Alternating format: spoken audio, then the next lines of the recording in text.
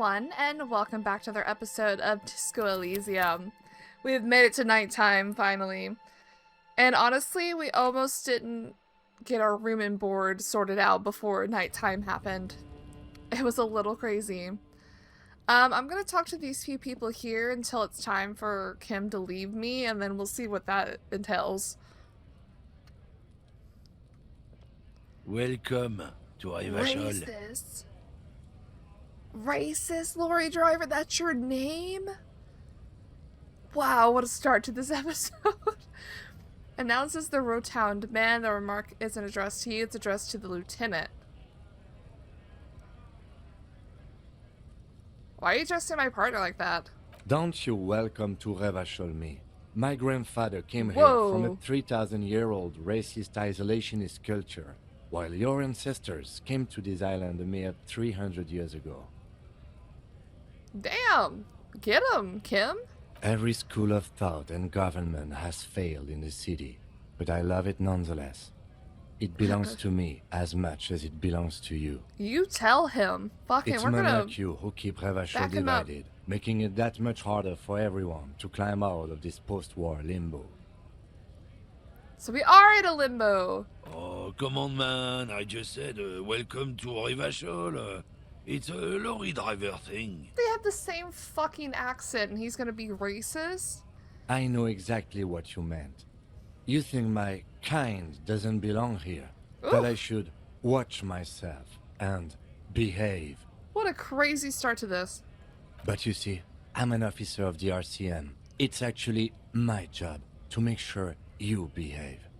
I would advise you to remember that. Silence. The air between them becomes tense. Damn. Your partner needs backup. Now's your moment to shine.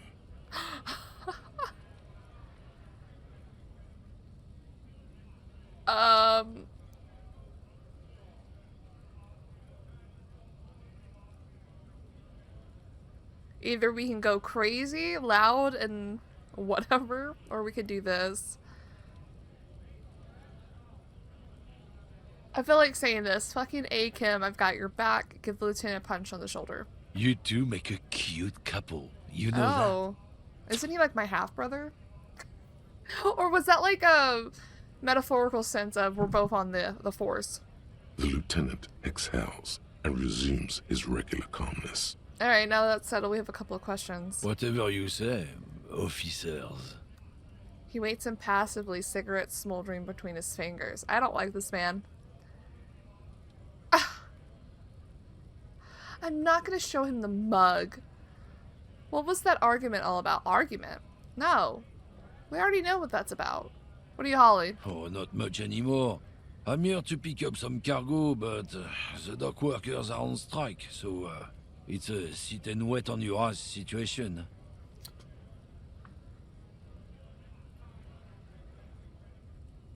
Wait, how long has this been going on? The strike? Oh, they've been at it for a while. A month. Yeah, 2 it's months, been a while. maybe. But this here is just the last week or so. What kind of cargo are you supposed to pick up? Apples. Apples? Yeah, apples. I take it you had other questions? Apples? He's given you the runaround. Let's be honest, you were bested. What's your stance on drugs? Well, you're a lorryman, right? What's your stance on drugs? Drugs? They're shit, man. I don't let anything pollute my body. He's a racist, but he does not do drugs. Okay. I mean, no, those two don't coincide, but... Why not? You know where that shit comes from? Sarah Miriza. Safre. Oh, Ilma. I see. They take the money from our local junkies here and then Our use local it to outcompete us in the manufacturing sector. So he wants like local grown drugs. That's what he wants. They know they can't beat us in a fair fight, so they have to get us to weaken ourselves somehow. It's racial sabotage. Racial economic sabotage. Racial sabotage?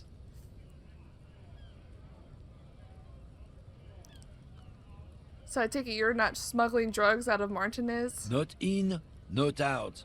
I'll never betray the purity of The my tribe. purity? Oh my god, the more this man speaks, the more I want to leave. So you're telling us that you don't know anything about drug smuggling through Terminal B?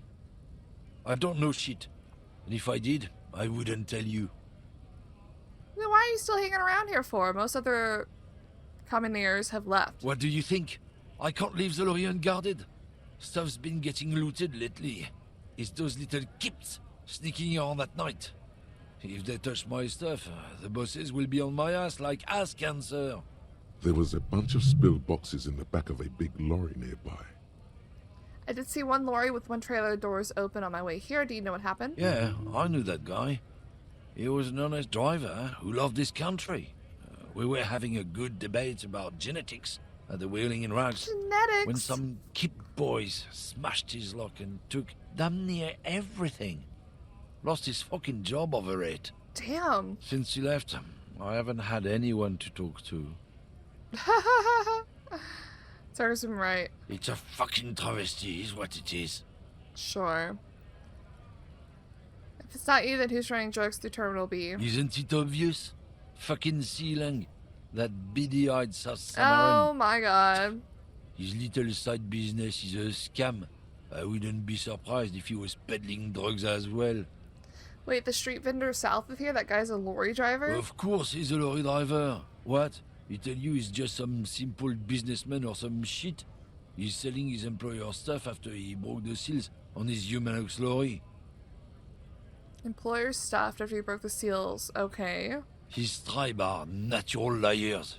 It's in their His blood. tribe? He's your man, alright? He's not like feral. 100%. I wouldn't be so sure about it. Not until we've heard what Sealang himself has to say. Guess we need to pay Sealing a visit then. Guess so.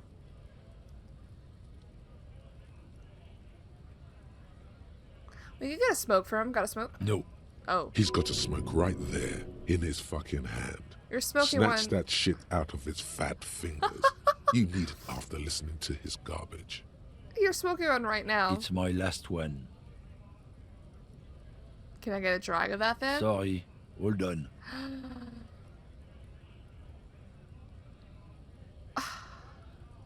Cool. Rub your hands together. I changed my mind anyway. I bet.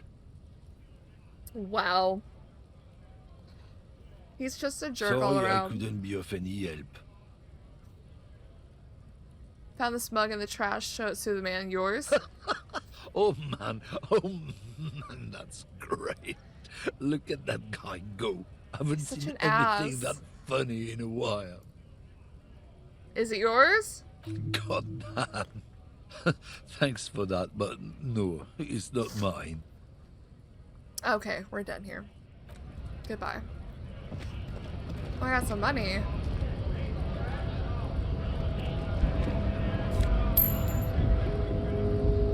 Who's this guy?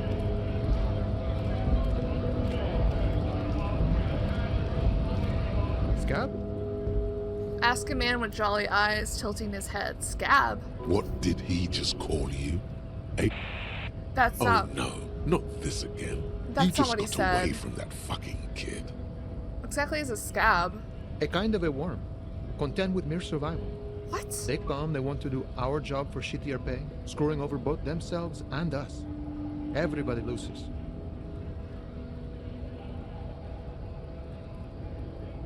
Oh no, where did they all come from? Beats me. Somewhere in the ground, I think. What? Is he talking about actual worms or people? You don't seem to like them much. Gotta be bloody stupid or freaking evil to Scab. Or I guess scared, maybe. But scared of what? Of who? He looks at them, ass squinting his eyes, as if trying to ascertain what they've scared of. Personally, I'd rather beg than scab. If the gentleman shouting on the street came begging, maybe they'd have gotten something. Have you tried talking to them? We've explained the matters, but they don't listen. This lot would be reasonable and go home if the big guy wasn't riling them up all the time. He did not call us that word.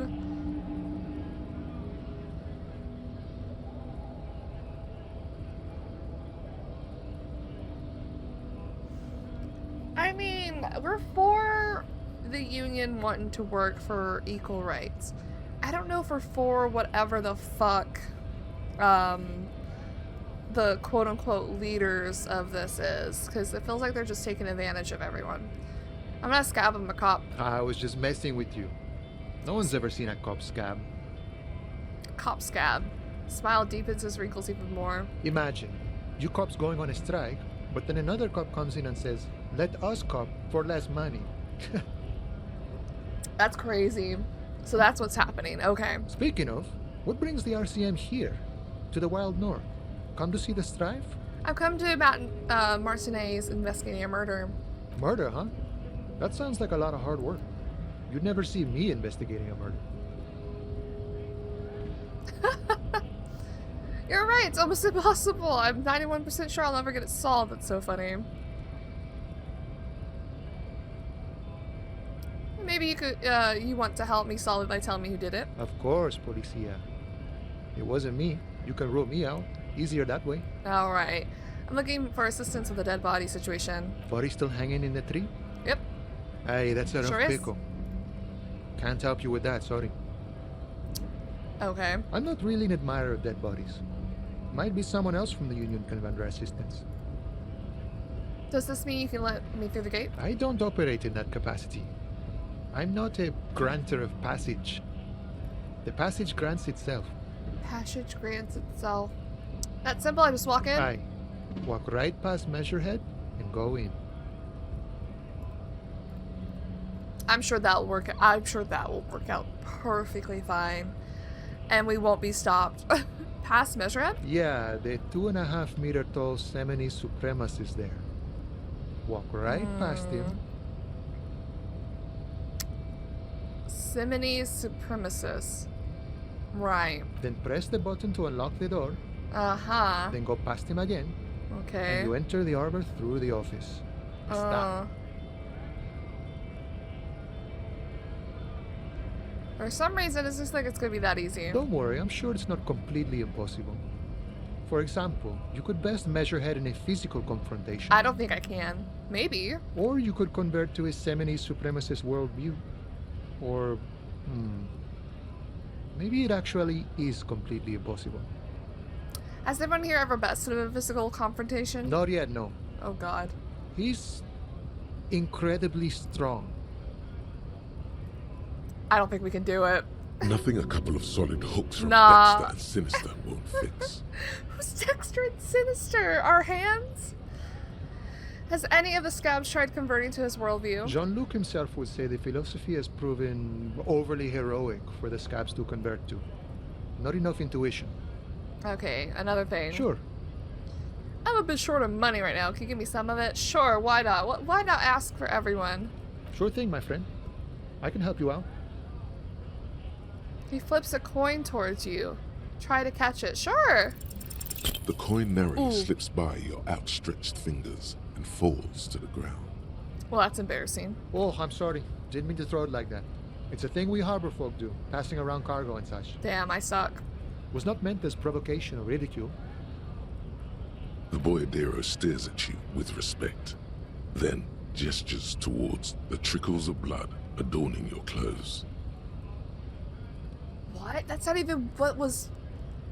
What? Why is he narrating that when that's not even what was being said here? Lieutenant picks up the coin and hands it to you. Appreciated. Right, always glad to help out the RCM. We're on the same branch, you and I. Humans, I mean, not slithering scabs. What's the strike about anyway? You know, serious business. I'm sure the big boss will be glad to tell you. We've heard it one You'll way have or to ask another. him first. So far, we've heard it from everyone but the people inside the actual strike. He's a chatty guy. Wants to talk about the strike. Return once you've met the union boss and are on a Ooh. better footing with the organization. Alright, nice talk. Gotta get moving. Okay, we're not... No. Let's talk... No. No. No.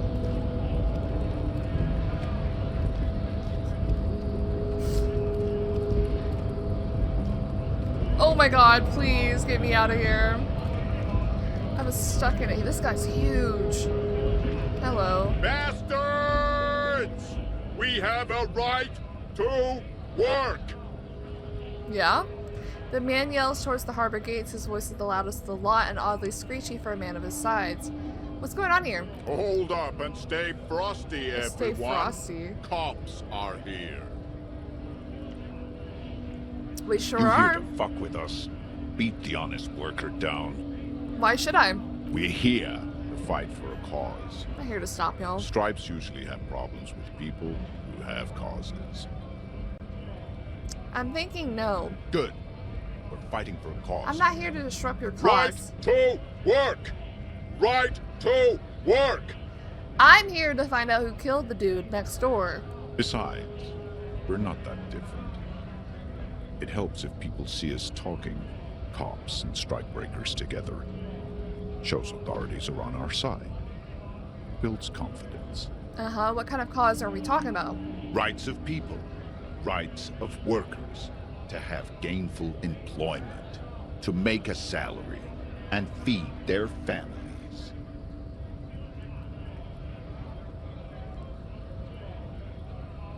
I mean, I'm all for that. I'm 100% all for that, but we haven't heard the full story yet. We haven't heard the full story. We haven't heard the story from the side of the strikers. We've only heard it from like passerbyers or the union lady that's trying, not the union lady, the whatever her name is. She oh no. What is her name and what is her job? She's here on behalf of the company. Joyce? Anyway, regardless, I have some questions for you. Maybe you should ask them the questions. Like, why we're not allowed to make a living here. Shame on you. We have families to feed, you piece of shit. He points his finger at the man sitting on the railing. So do we, Scott. The loitering man hollers in return. I want to get into harbor too. Have fun. Union shits are on full strike. Don't think they're going to let you through the gates. I'm trying to meet their fat boss. So, are the people out here the so-called scabs?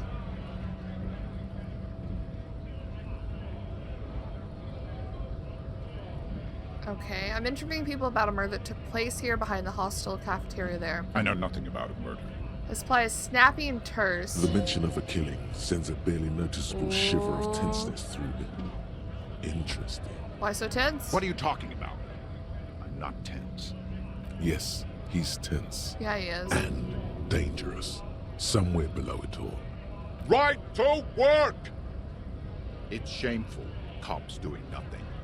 You should bring backup. Open up the gates for what? us.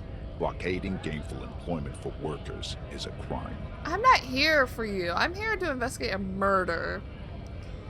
This really isn't my area of expertise. We are not picking a side in this just yet, sir. Pity. Let Yeah. us work. What is a strike? When a bunch of ungrateful, lazy cockroaches can't get their act together, decide to block honest work for other people. He shifts uncomfortably in his workers' overalls. What do the strikers want? Beats me. Beats They mumble you? nonsense about boardrooms and workers' rights, while we Have the right to work. Oh my gosh, okay. When the man moves around, you perceive some serious abs underneath his tight-fitting shirt. This man is in shape. There's something odd in the way he carries himself. His set of clothing looks vaguely mismatched. The different pieces of the attire seem ill-fitting. What does that mean? His shirt is far too small and an unpleasantly tight fit, while the overalls, held up by a belt, seem to fit a man with much more corpulence. Is he like a plant or something? You're wearing new clothes. He ignores your question, choosing instead to turn to the emaciated workers, raising both fists in the air. The clothes are obviously not his. Interesting. You've been talking to him for quite a while now. Something is off with this guy. Ask him where he's from. Okay, I gotta ask, where exactly are you from? What's it to you? Deep-set suspicion drips from every syllable.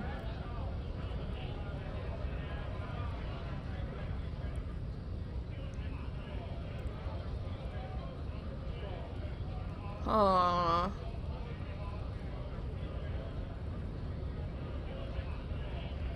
Routine part of the investigation. Am I a suspect? Done no crimes. I only fight for the rights of people. I already got that. I'm interested in your background. We're all workers, right? No. Workers stick together. Came from the eminent domain in Jamrock. Backgrounds in odd jobs, heavy lifting, Jamrock. cargo hauling, bouncer work. I know the drill. Maybe we do know him. Does he know us? A monstrous shadow high above the fire traps of the domain. The 881 motorway running over this district of Jamrock. Concrete pillars rise up from the midst of the dilapidated wooden houses. On the horizon, barely visible, the hazy machinery of the harbor. Yeah, let's shudder and breathe on your hands. Life in the domain is even worse off than in Martinez. The cold air is stiff from the fumes of the motor carriages and lorries roaring overhead.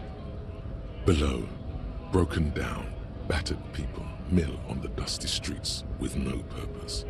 Yet amongst them, there is no sight of this man. Nowhere.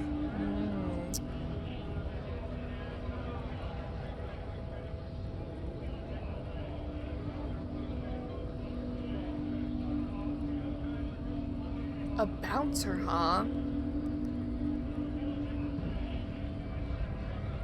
A bouncer? Where? I frequent a lot of bars. Maybe it's one I know. Worked at Territorial. Ring a bell?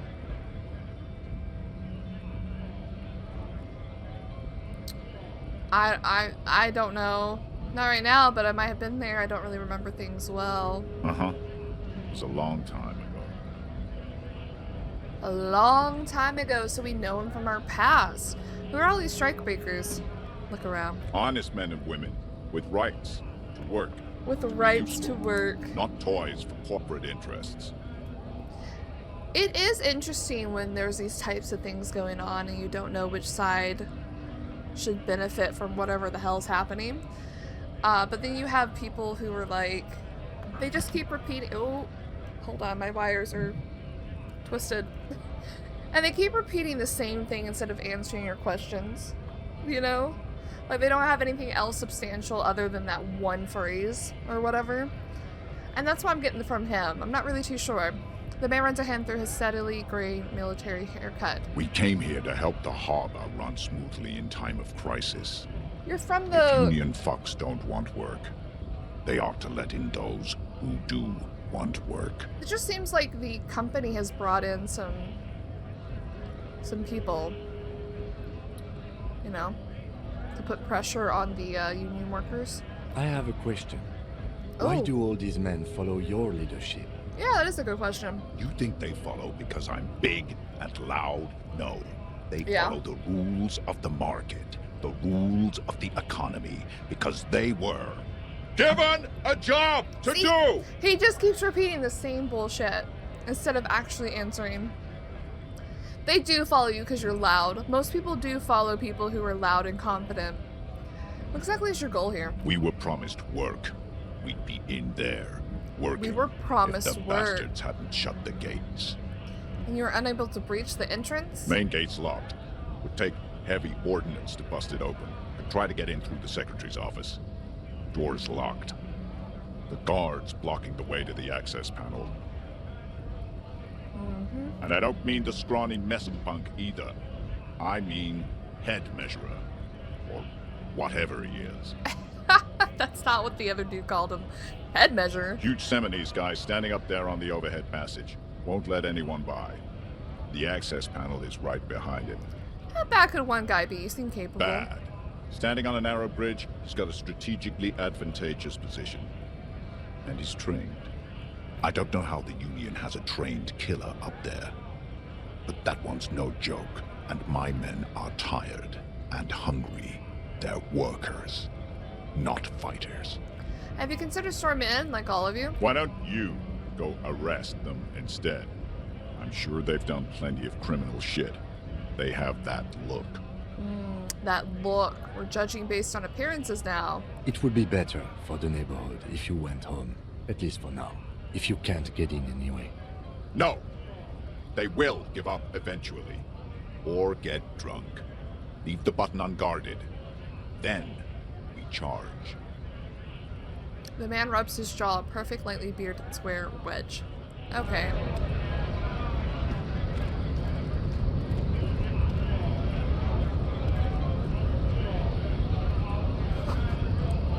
Grih. I don't really want to get in through this way.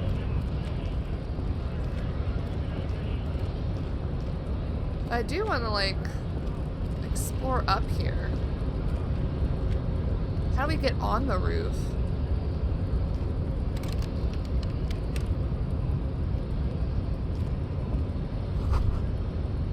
Sealed lock, locked by electronic means. There's a lockman here, or kicking this, or door kicking this one. Case of strike, press button behind guard. Oh, wow. More than enough to please one, not soft and weak like other men. Who are these women? I'll talk to this dude. Your body betrays your degeneracy. Whoa, his portrait's like so, I don't know, abstract. Yeah, Measurehead. His body totally betrays his degeneracy. The old woman at the giant side agrees. Don't say anything. Size him up first. Okay, size him up. Are you admiring my morphophysiology? A ripple of muscle passes underneath his skin. He lets you look. It must be frightening to stand in the shadow of this racial pinnacle. Be calm. Racial pinnacle? Sandwich. You are not in danger because you are not a threat to me. Did he just call me a ham sandwich?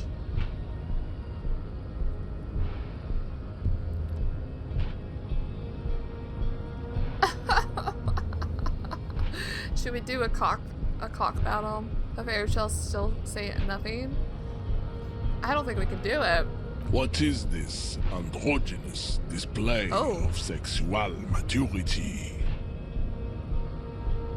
He looks down at you, taking stock of your physique. Things are not as bad as they look. Sure, you have high blood pressure from metabolizing heroic quantities of ethanol, but you are robustly built. Ooh. You will survive. I will survive. I can see you were once an athlete, then deteriorated in your 20s. His accent's so It is interesting. typical of your haplogroup. Let's blame the failed education system Education. and leniency towards degenerates in your homeland. Sure. Jean-Luc, his body is betraying his degeneracy pretty hard. Jean-Luc. Maybe you can ask him to leave. What do you mean my body betrays my degeneracy? You have succumbed to Al-Ghul. Al-Ghul. His face contorts in disgust as if he's smelling a dead rat. Oh, we do probably stink. You reek of it. An invisible sword of Al-Ghul emerges Al-Ghul? from your throat. You cannot see it, but others can. It is making the woman in my company sick.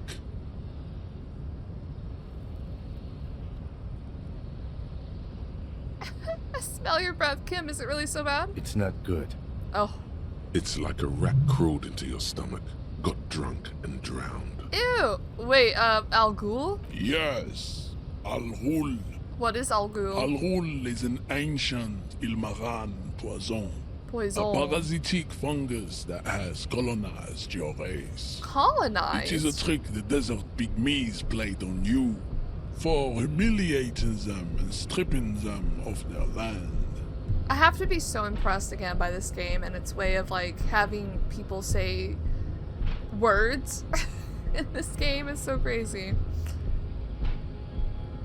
You mean alcohol? Correct. My Okay. small skull servant. You're right, I'm a servant of Al-Ghul, but I still need that body down from the tree. No, you don't. What? You need to get another drink. Occidental Haplogroup B4 is done giving orders around here. The influence of the ham sandwich race. The ham is sandwich waning. race? What does that mean? Show him the ham still got it. Ooh.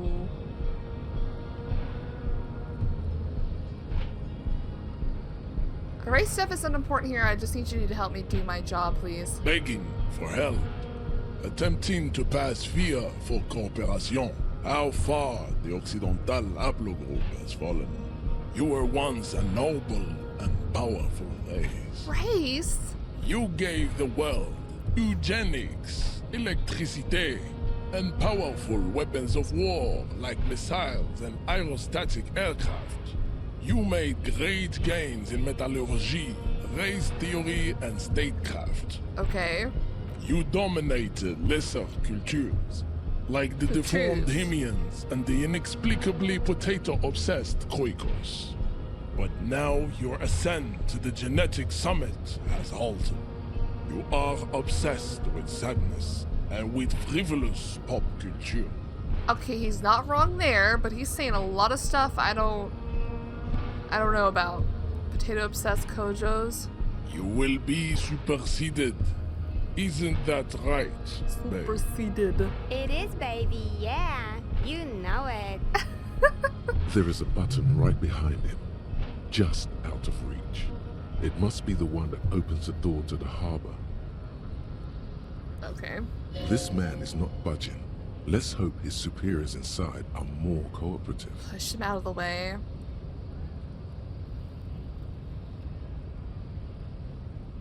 You're right about all this. Now I need you to help me get that corpse down from the tree. Enough with this begging. You should leave the stage of history with dignity by inviting the other races to a great world war. I do not want to bring the races to a great world war. We don't need more war. Bring your troops to the Seminine Islands and to Boogie Street, and we will pulverize you. When you are gone, we will build a museum for you. Boogie Street? As in we're gonna be, like, doing a dance-off? The walls will be lined with bottles of Al Ghul, your beloved beverage. Inside, we will store the odes to homosexuality you call art, and your microcephalic skulls. This is your chance. He's talking. Rip into him with a punch and catch him off guard. I don't think I should fight them. No, don't rip into anyone. You're sensitive. Remember? Communicate. You're sensitive, remember? Subscribe to his advanced race theory. You serve the Union, don't you? Aren't they white? Don't be vulgar. White or not has got little to do with this. The race enigma runs much deeper than that. Uh-huh. He turns his eyes towards the harbor, seemingly bored with you. There must be some friction there. He's keeping it well hidden, however. Yeah, but you still serve them. How does that factor into your life? Mr. Clare is a man of vision and means. He has the will to confront polycultural capital. Something your race, naivistic communists, never did. Of novicistic communist? Also, to serve is noble. It takes discipline. Your petulant individualism has only contributed to your race failure. It is lax and moronic. Sure. My Cham is a mysterious fourth thing. Jam. Individualism. You have gotten these ideas from degenerate youth culture, have you not? You have picked them up from rock and roll songs? I've gotten it from disco, actually. Offshoots of the Seminoles people invented disco while having sex under the influence of cocaine. Damn. It is a shame what a time. upon my race. But what is done is done.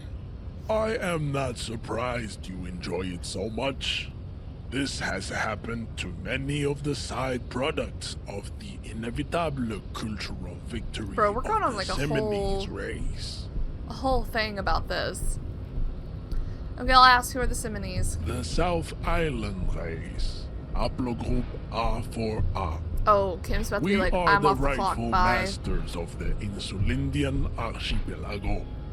We descend from the Areopagites of ancient Pericarnassus and arrived here 4,000 years ago.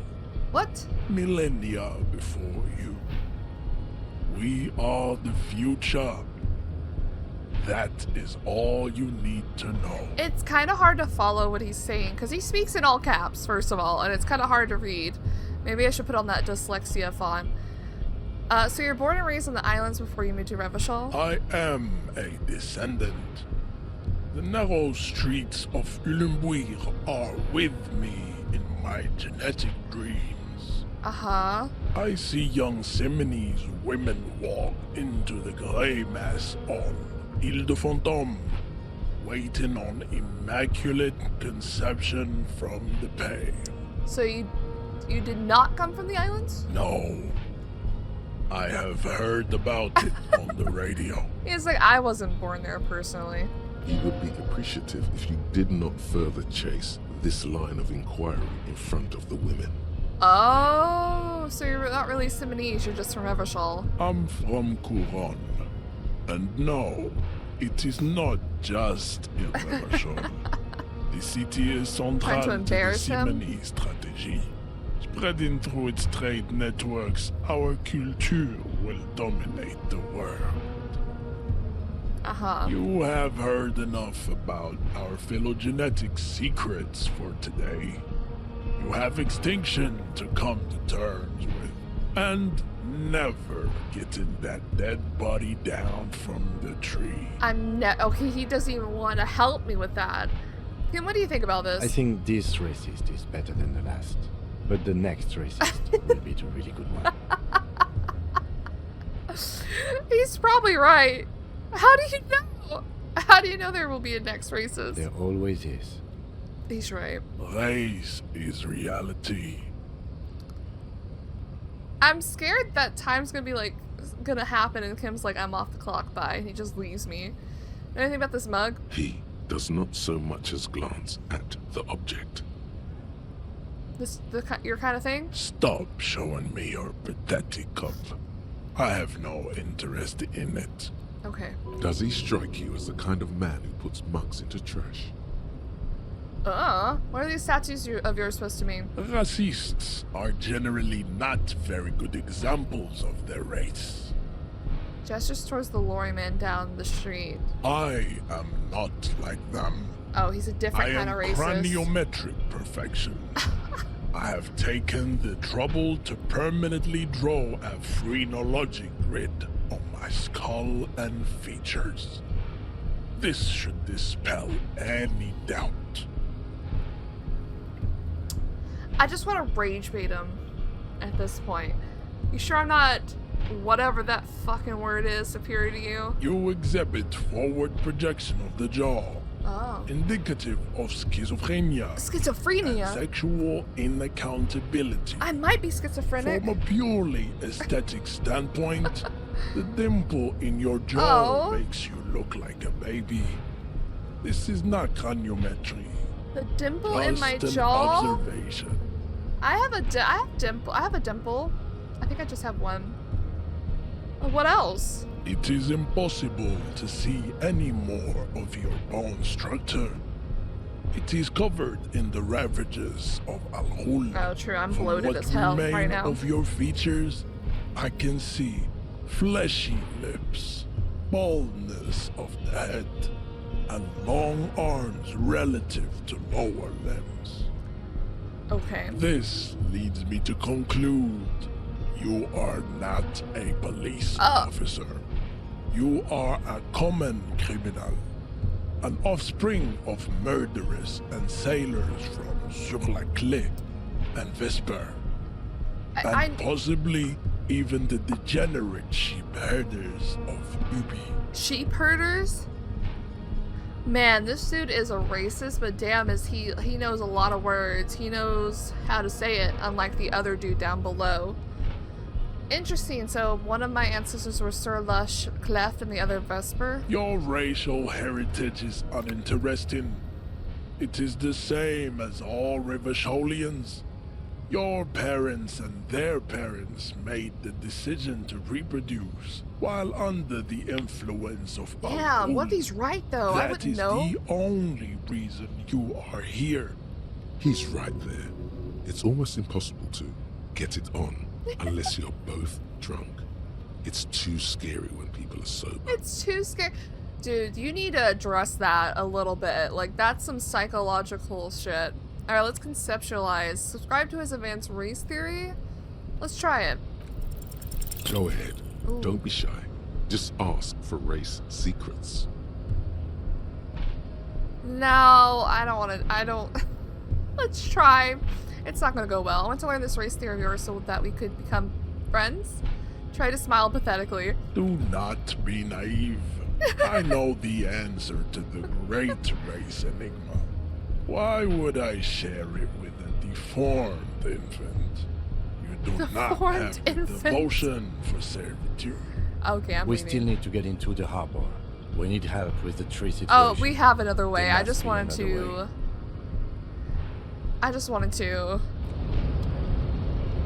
way. Kim, it's after 2200. Does that mean you need to get off? I mean, get off. I mean... Please go down normally. Yeah, Kim wants to talk. Let me get to a point over here. Seems like most people are gone, too. We should think about calling it a day, maybe. The nights are still miserably cold this time of year. Yes, my hostel room calls. We can pick up where we left off tomorrow morning. Okay. Seems like most people have left anyway. So there's not a point to all this.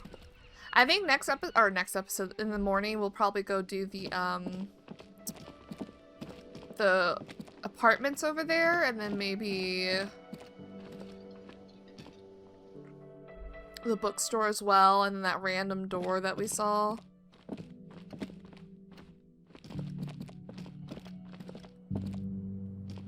This is the door to the room you redecorated.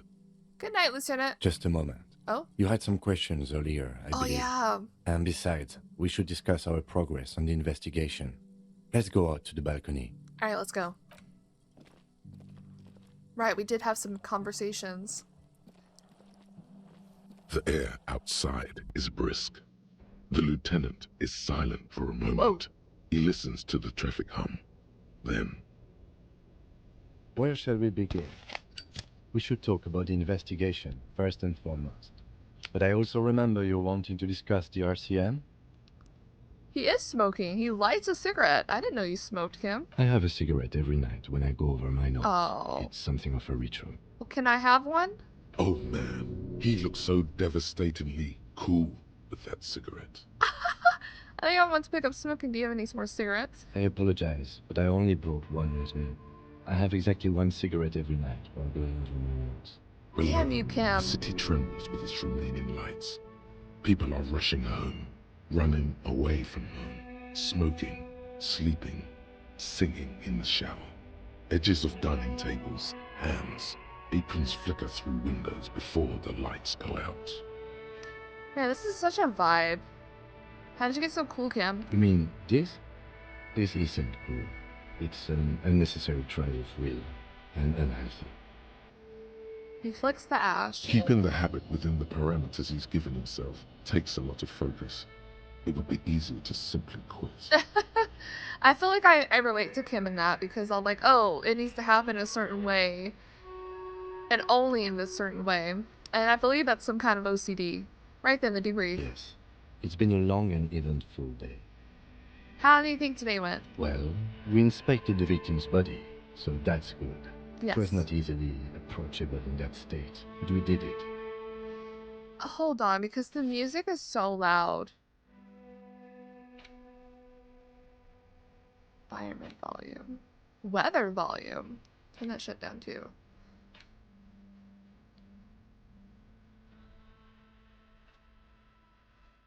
Alright. Our inspection could have been more thorough, as it always can, but we have some leads we can follow up on. The body is still hanging from that tree, which is unfortunate. And there's still much to do at the crime scene. Sorry, we're gonna deal with that tomorrow morning. He is not particularly satisfied with your progress, but he doesn't want you to feel completely discouraged. Probably out of fear that you'll just give up and keep drinking.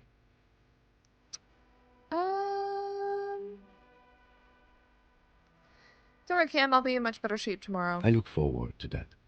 As for the interviews, we weren't able to find the union leader, Everard Clare, much less interview. Oh, yeah, we're doing that so tomorrow. That's on the to-do list for tomorrow.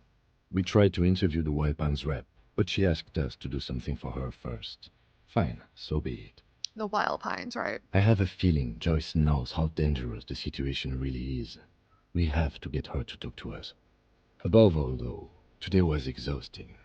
What's with all the running? What? You run a lot. Is that a stand-up Precinct 41 practice? Do you not run? I have a really good theory about why you're running so fast, son. Just you wait until we get up tomorrow. Uh-oh. Uh-oh. I'm gonna be, like, deprived from alcohol and cigarettes.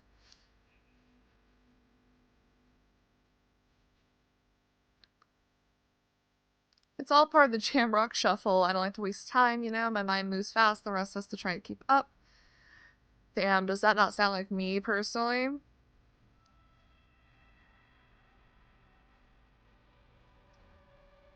I don't like to waste time, you know? My mind moves fast, the rest has to try to keep up. It's impressive, especially for a man your age.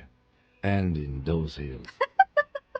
He nods thoughtfully, tapping his finger on his cigarette. I mean, do they have like a little inch heel on them or something? Nice shoes, by the way. I like the green. Oh. Goes with the orange. Compliment from Kim?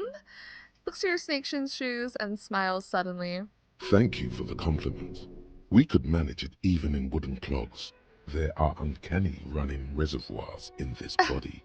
God knows why. We got a compliment from Kim? So what are her powers exactly, the RCM? They're quite limited, actually. The power officers of the Revachol Citizens Militia exercise most frequently is imposing fines of up to 1,000 real for offenses, in accordance with an interdepartmental schedule. Whoa. 1,000, why not more? The RCM's primary role is to ensure safety. We're not really supposed to play any part in the economic structure of Revachol. Okay, wouldn't that be an easy power to abuse? Yes, although indirectly, as citizens can always request records from their local station. Interesting. Officers of the RCM have been known to take bribes of less than the prescribed fine amount. It undermines trust in the RCM. Okay, what else? We can arrest people, of course, but rather than bringing someone in directly, it's preferable to serve a station call slip. It prevents confusion and overcrowding. Wait, how can you be sure the arrestee will show up? You can't. Those who don't show up become fugitives, though, and have fewer legal rights when they are eventually caught. It's about power projection. Thus far, they seem to mostly show up. Mostly show up. When power calls you, you come. But power itself is a fragile trick of perception. I see, and someone resists. As you may have gathered from the fact that we are expected to carry a record of our kills, like the one in your watermarks, we are permitted to use whatever force is necessary, and strongly admonished not to abuse that power. So if I kill someone while on duty... You have to supply compelling evidence for why it was necessary to use lethal force. In these cases, your partner is usually your witness. Damn. Gotta have a trusting partner. Not a good position to be in, by the way. Internal Affairs handles these cases thoroughly, by cross-examining you for inconsistencies. It is hard to cover for anyone, which is for the best. Yeah, I agree. It is for the best. What happens to the people we convict? We don't convict.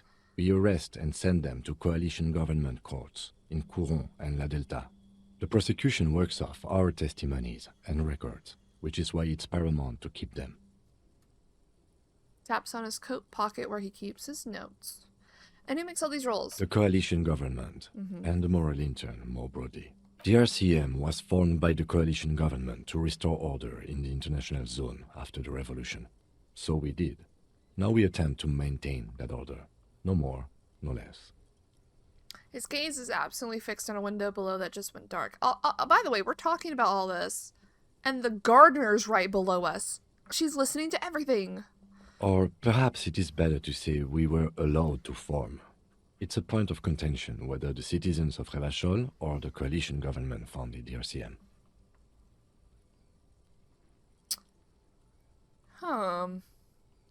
Let's say it was the citizens of Revachol. Be sentimental if you like. Either way, the Moralintern leases us the right to keep the peace in this city, and they will take it away if we misuse it. The Moralintern, what is it? The Moralist International are the world's largest political organization. You know who they are.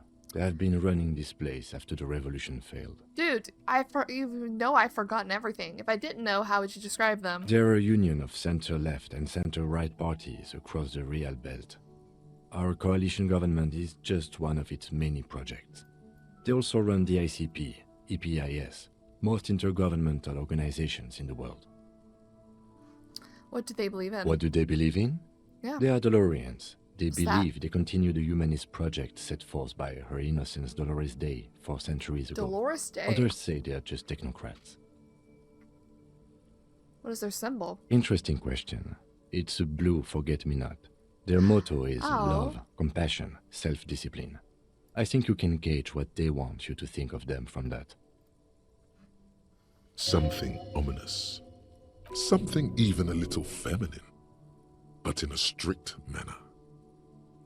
Okay, who was Dolores Day? A historic figure? The author of the modern age? You will have to look elsewhere for opinions. The subject of humanism is too abstract for me. Okay. For you, she is something painful, though it's hard to say why. What? Painful? I got pain from that? What do you think of them? The Moralintern are a fact. I try not to have opinions on facts until they change. And it doesn't look like that's about to happen.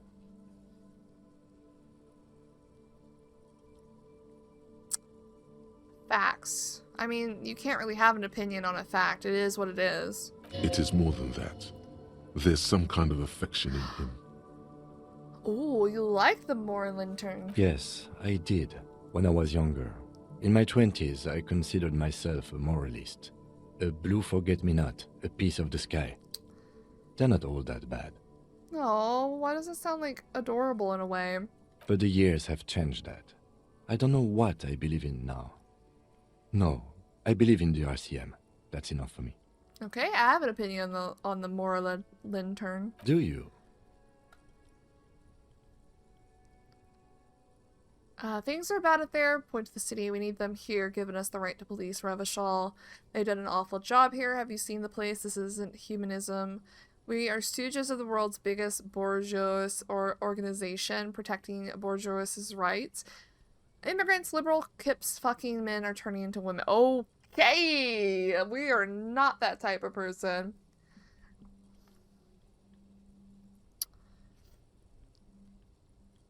Oh, I don't know. Let me think on that for a moment, because this will, like... We're talking to Kim, right? So this was, like, kind of determine what stance we are. I'm kind of back and forth on a lot of this, but, definitely not this one. Maybe that one. It's on the lower end of my thought process. They did an awful job, or things are bad and we need order is what I see this as. And I think despite, chaos and all of that, I think there needs to be some order and some kind of authority to handle situations like what we're dealing with. So I'm going to say this one. Things are bad out there. We need them here, giving us the right to police Revachol. In fact, we would need them even if you didn't think that way. We are in what is called the twilight of international law. The laws we claim to enforce come from the MI. Without them, we are simply vigilantes. Actually, vigilantes is okay with me. Then you will adore Martinez. For many of these people, the Union especially, vigilantes is precisely what we are. Personally, I don't enjoy it much. So they don't see us as authority at all. They just see us as someone trying to make their own authority. Okay. The lights of the orphan district are reflected in his glasses. Orphan the red district. and golden orbs of the motorway sliding like pearls on a string from east to west as Revachol commutes back to the suburbs. Tomorrow is Tuesday. Monday is over. Tomorrow's Tuesday. Say nothing, just look into the night. The dying lights of the city shimmer below. Slowly, like luminous clouds, they pass on his lenses. The lieutenant looks at his slim cigarette, contemplating the next drag. This soldier is the highlight of the day for me, he thinks. This little stick right here. Oh. They really don't like us here. And the mouth on that kid, Kuno. It's different inland, in Jamrock and the GRIH. Pulls on the cigarette. Why are they like this? It's our fault for leaving this place to the dogs, to the Union, to the company. Not daring to come here more often. It's like I told you, this place is an orphan, fallen between the cracks. And in Jamrock and the GRIH? We run this city. West of the river is RCM land.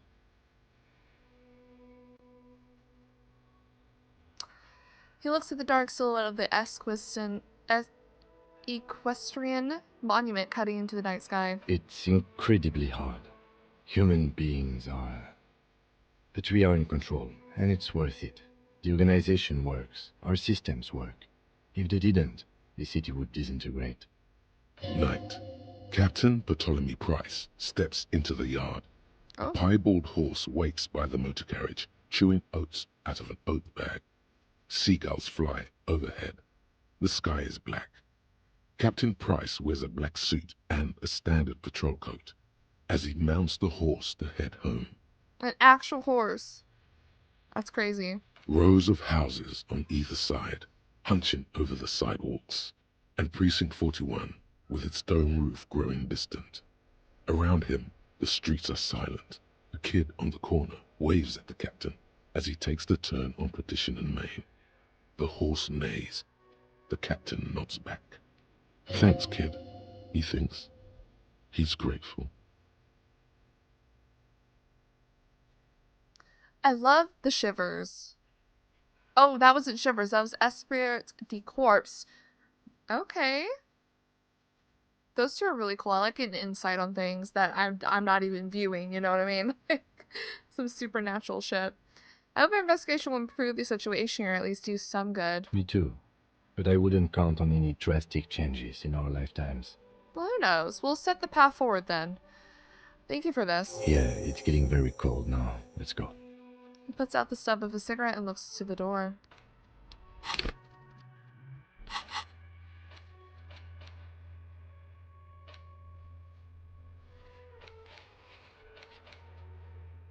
So I also, tomorrow, I need 20 real to pay for my room tomorrow.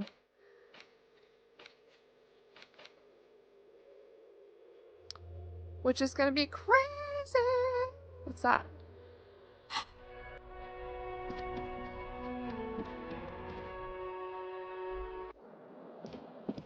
Do we have anything else to talk to him about? Yes?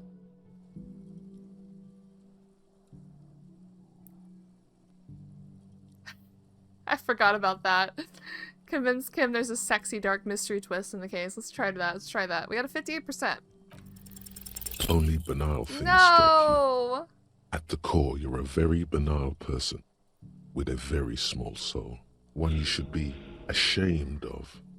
It's no wonder the soft one doesn't want it back. It was right to abandon you. The soft one? Nothing. Maybe my morale will heal in the middle of the night. Alright. See ya.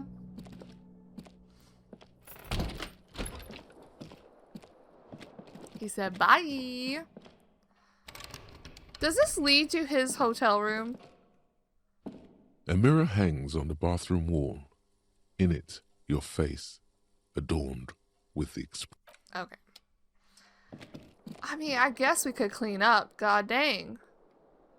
The bottles. I have so many bottles in here.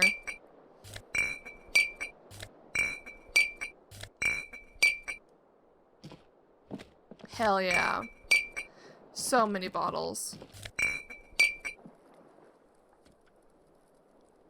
No, I'm trying to pick up this one bottle I see. Is that just not one we can pick up?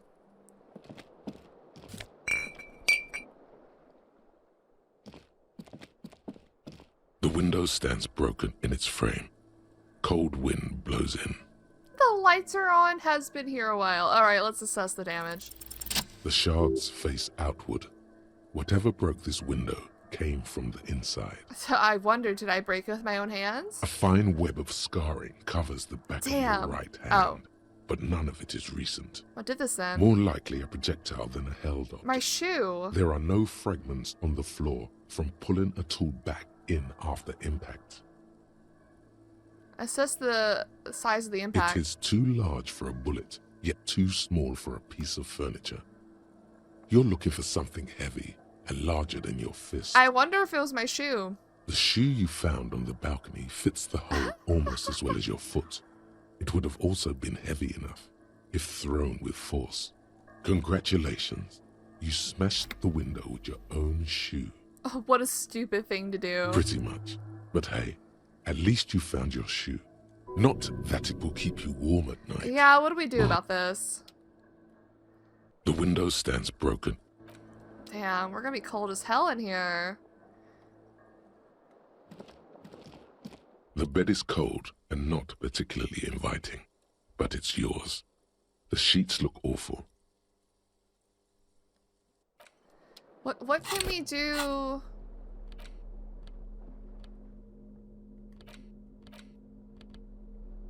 We can It's look the at this, letter right? you found in the trash. A cabbage of papers hanging from the board, with the permeables drawer inside.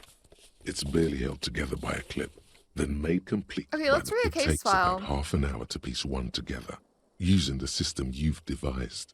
Which one do you want? Let's do the next world mural. This one is relatively easy to reconstruct. Overnight on 1202, a graffito, nay, a mural, appears on an 8-story tenement overlooking central Jamrock. The building is a sparsely inhabited ghost tower, part of a failed real estate development called Grand Couronne. The mural is enormous. 2 silhouettes, a man and a woman, are kissing. Oh. The text cut into their form reads, "True love is possible only in the next world. For new people, it is too late for us. Wreak havoc on the middle class." Whoa, on the middle class? People call it that thing and that fucking thing. It's visible for miles. In 2 days, the station's complaints desk gets clogged with requests to remove the bummer. You and your partner are assigned to the case. The graffito crew is easy to track down. Only the bell lectures have the literage of industrial paint to cover the surface. One of the graffito artists is rumored to be rich. They take responsibility for the execution, but not the design. The ideologue of the next world mural, as the crew calls it, remains an unknown. Wait, do I ever find out who came up with it? The case files do not show you finding the author of the design. Damn. The crew agrees to clean up after themselves. However, your partner, JV, is against the removal, citing public support for conservation. This leads to a debate in Precinct 41, which then spreads to the streets of Jamrock, ending in a rare plebiscite organized by you and the rest of Row 3. So, our partner didn't want it removed? Interesting. The 9,000 people subjected to the mural's message, all of Lakeside, Central Jamrock, and Villalobos, plus half of the eminent domain, participate in the vote. Although the case begins with what appears to be a lot of rambling on the streets as to how juvenile and stupid the mural is, given a choice between 2 options. Oh, I'm like affecting the past, or like setting up what we actually think. Crew agrees to clean up after themselves. Have your partners against the removal, citing public support for conservation. This leads to a debate.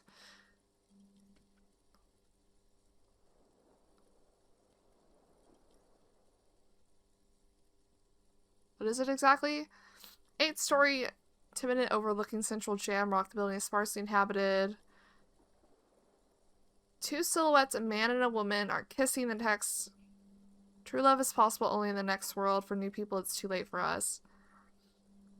I say keep it. Sure. A staggering 78% of voters choose to keep it. Yeah. Turns out the opposition were a loud minority. And that love truly is possible in the next world, for new people. and it is too late for us.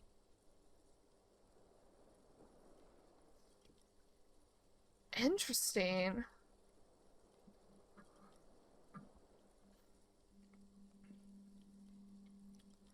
I must have voted and possibly even lobbied to remove the thing because I don't believe in that rubbish one bit.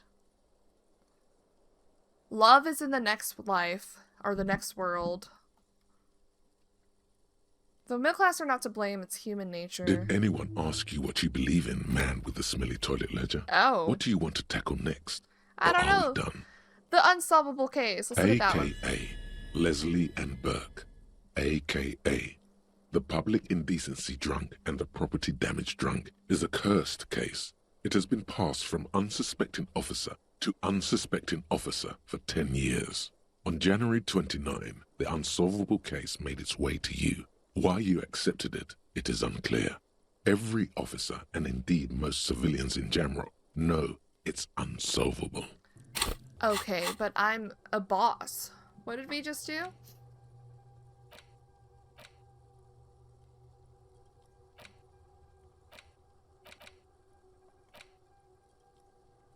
What?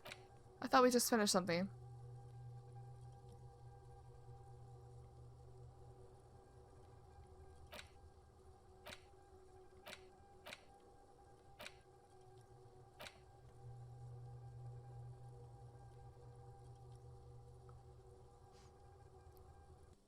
We'll be back to that. You were Hold on. so drunk, you didn't remember what it was when you signed Oh on. no! That, or you were high.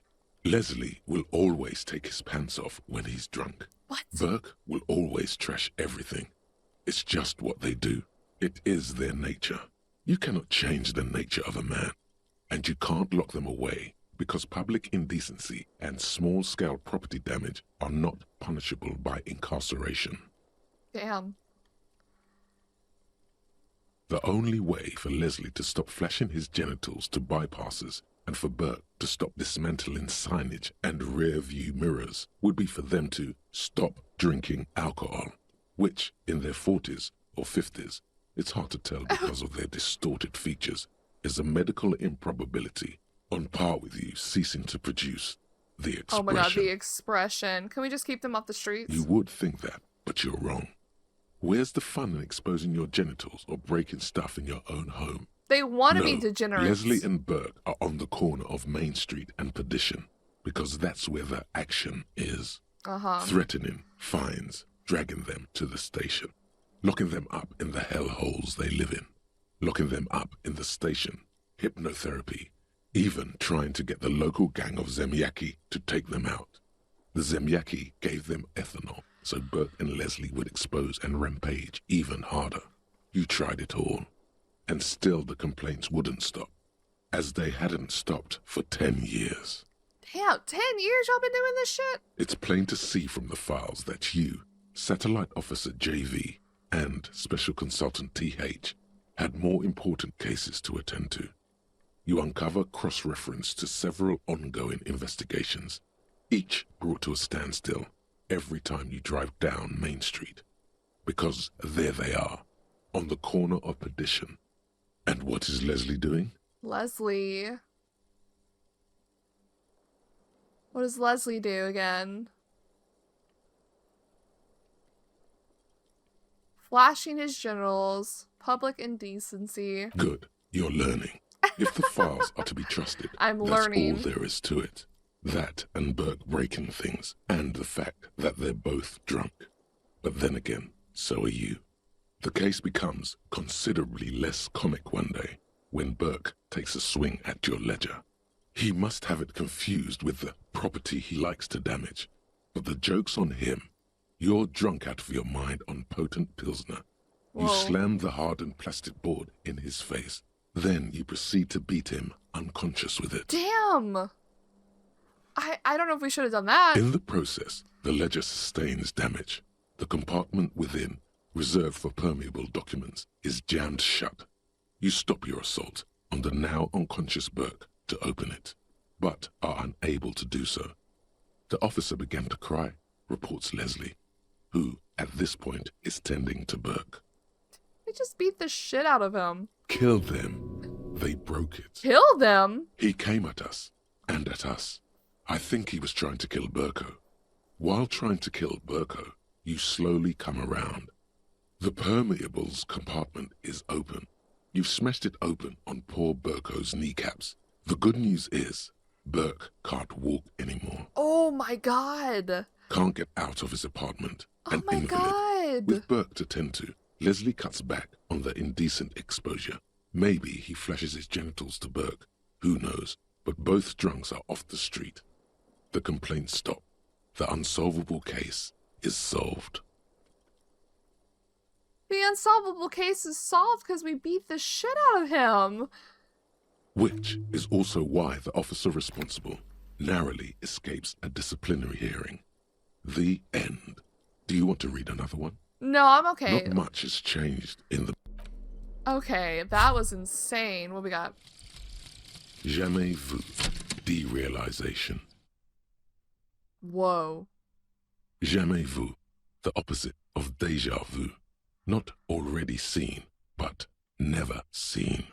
Everything that should be familiar appears strange and new, like some half-forgotten day in your childhood.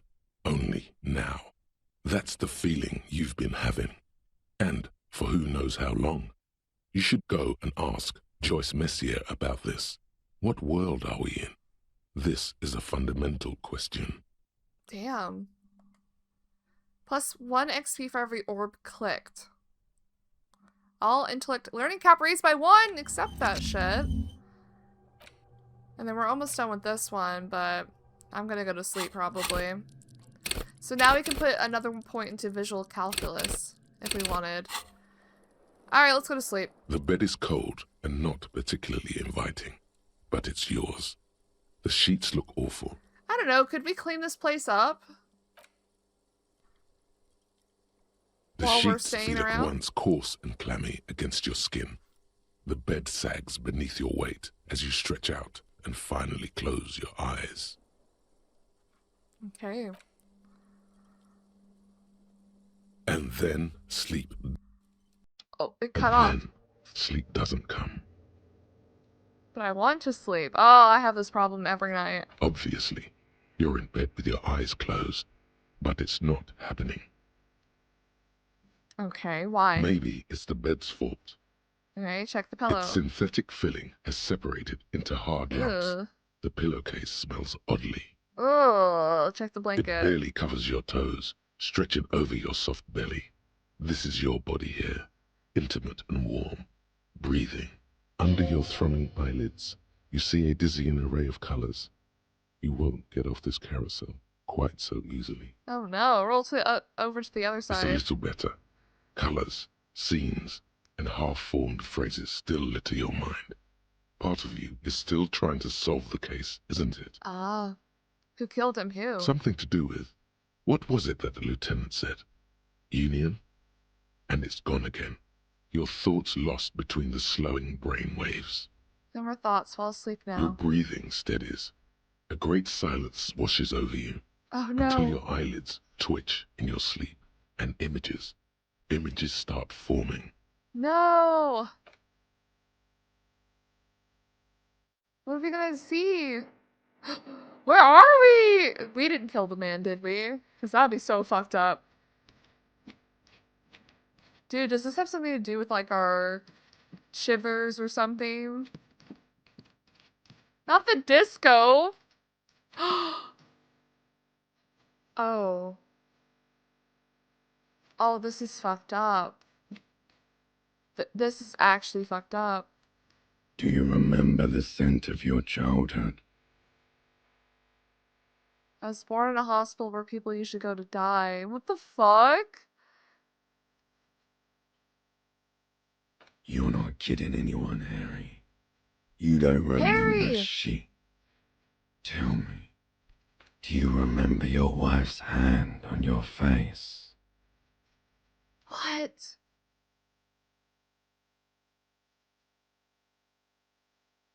We had a wife? Probably I was left in this state of things. That's right, funky baby. And you just stood there, One hand on the bottle and the other on your dick. Watching her go. Let it all be dragged away from you. Tell me, where are your friends? Human beings have friends, Harry boy. Where the hell are yours? I want to redeem Harry. Is that her name? I can get it all back. No, it's gone. No. 3 times gone and never coming back. You failed. You failed me. You failed Elysium. Elysium? What is Elysium? Everything. The pale and the useless. On the surface. The outer magnetosphere. Burning, furious truth. 8,000 years of written history. Whoa. You really dropped the ball, Harry. 4.6 billion people. And you failed every single one of them. You mean like You really fucked up. What does he mean I failed 6.6 billion, 4.6 billion people? I can come back from this. You're not coming back from shit. Thrashing around in that high conductivity state of yours. Bumping into things and acting like a clown. Who are you kidding? I've talked to you before. No, Harry. Oh. You were just talking to yourself. That's all you ever do. We're going insane. Even in your dreams. And the act is wearing thin. The spots of the disco ball fade around you. You'll be back in those cold snakeskins in no time. Sweating up the bed. No. We can come back from it. Stinky boy. Thanks, Limbic System. I'm trying to solve this case. You're trying to what? I can't hear you. This is just a word dream now. Jumbled up garbage. The pictures are gone. The bed rises to meet you. A thin, sleep-like state. More glass than velvet, grinding in your head. Oh. So something is wrong. Sleep shouldn't be this bad, this dry, this unnourishing. There's something wrong with your thoughts. Some kind of new type of hangover. Well, is this like withdrawal? God, there's another type. Oh yes, party boy. And it's worse than the one before. Just think of the shit you saw. Here it comes too. So soon already. A silent alarm goes off in your head like clockwork. Barely let you sleep at all.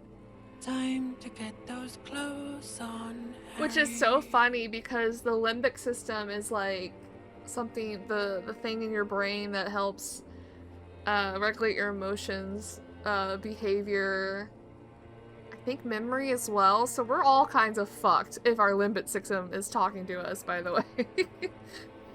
Time to go to work in the shit factory.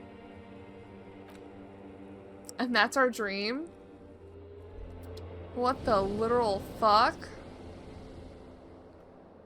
Get up, my man.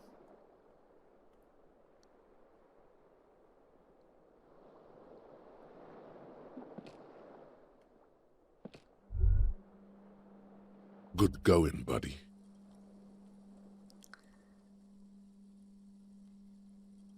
Oh my god, what the hell was that? Oh, just a dream.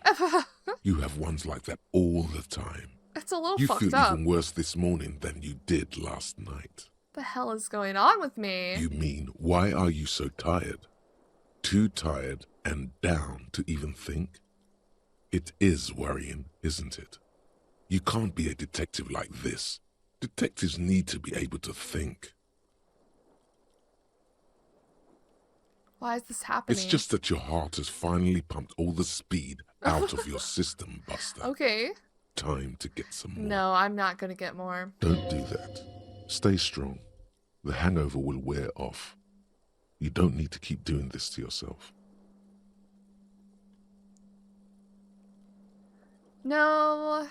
Let's ask what is speed. Speed is a potent central nervous system stimulant. It kept you propped up all day yesterday, despite your debilitating hangover. Wow. How else did you think you even got up from this floor? That's what I'm wondering. You got up from this floor because of a holy vow you made 16 years ago. With me. Volition? To wake up exactly 7:30 every morning until the day you die. Damn, I like to think I did that. That's crazy. Don't be silly. There was no vow. You were high on speed. That was the only reason you got up. You can't detect without it. It's that simple. No, I can take this. I'm not going to go looking for speed. Are you sure? Yes. Ready to live as this pathetic shell of yourself for days? Yes. Basically, a week. Let's be honest, 2 weeks. Maybe 3. You won't I will not be tempted. Half the town will be dead by then. Electrochemistry? You will be fired. Electrochemistry, I will not be tempted. You shall get out of my life. That's a lie. I can do this without the speed. Half the town won't be dead. Suit yourself, slow, sad shell man. See how you do without your spark. I will be pathetic. I will be pathetic, but I will not be pathetic and high as hell. Genuinely want that, so let's get that. How are we looking today? A mirror hangs on the bathroom wall. In it, your face, adorned with the expression. Especially to Kim's room. Nothing else much changed. The fan stands the lights.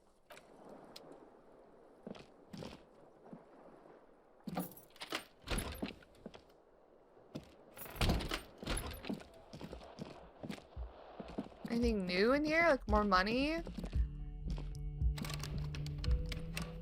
We can't knock on his door?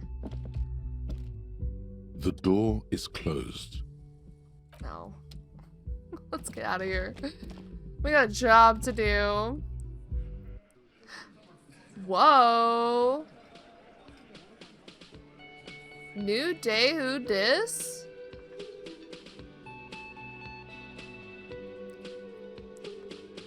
Well, let's definitely talk to Kim first.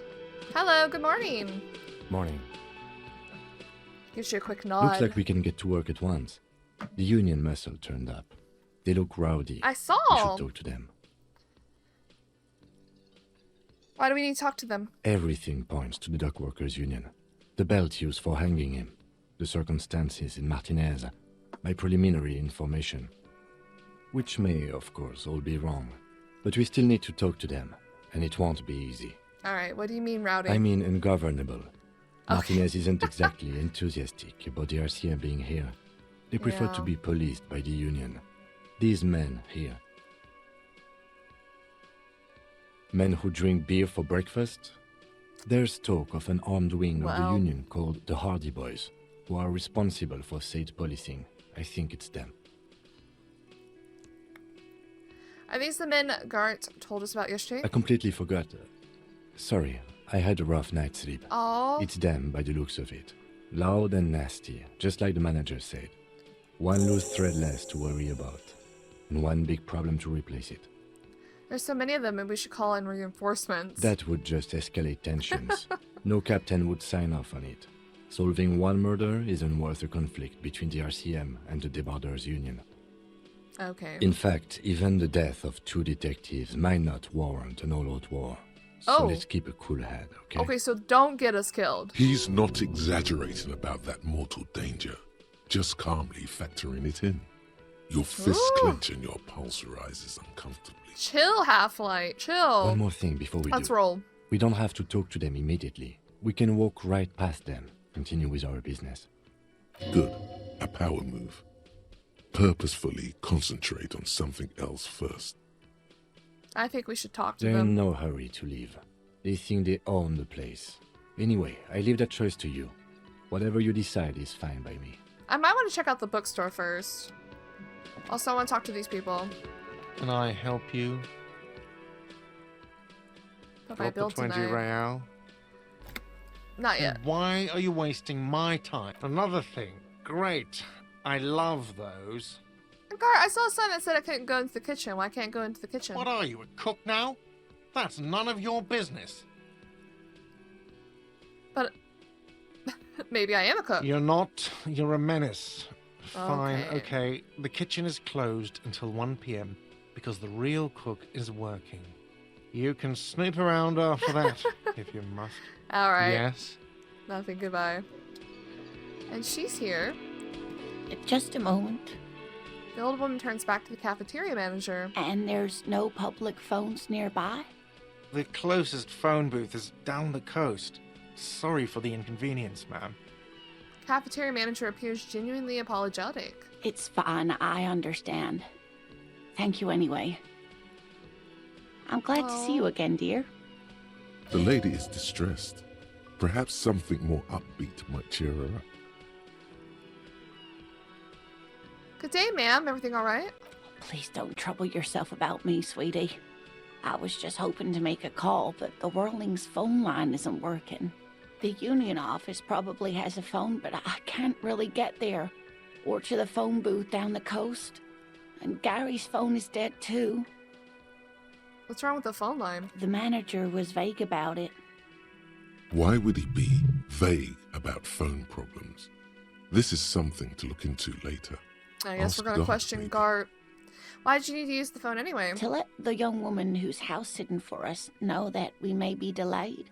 Morel, my husband, and our friend Gary were supposed to get back by Monday night. Uh-oh. But they're still missing, and I haven't heard from them. I was also hoping she'd heard from Morel. She looks down. She? You hear that? Someone's missing. There could be foul play afoot. I love missing persons case. That's right. Now skip the foreplay. Time to dive into the dark alleys. Start shaking down the usual suspects. You know, legwork. Doing some good will alleviate the hangover. At least you're of use to someone. Okay, I'll buy it. Has your husband gone missing before? That's just it. This isn't like him at all. Uh-oh, He something's gone always wrong. plans his expeditions so carefully. A cold breeze hisses through dense thickets of reeds. Ooh. Something sweet in it, somnolent. A damp chill goes down your spine. Cold breeze When you hisses look through around, dense. you're still in the whirling in rags. A cold breeze hisses through dense thickets of reeds. Oh no, don't tell me he's like... He was killed! You have more important things to worry about. She glances out the window towards the bay. It's okay, I can juggle so many things. I can also just juggle. What is this expedition your husband was on? Just some field work, sweetie.